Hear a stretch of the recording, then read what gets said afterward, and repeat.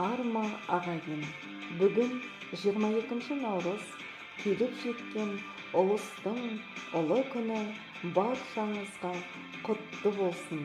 Еліміз аман, бауырымыз бүтін болсын.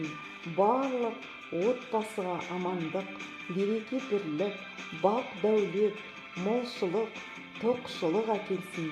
Үйіңізде ақ мол, уайым қайғы жоқ болсын. Жыл басы жақындарыңызға, отбасыларыңызға қуанышпен, жақсылықпен келе берсін. Көктем барлықтарыңыздың көңілдеріңізді жадырата берсін.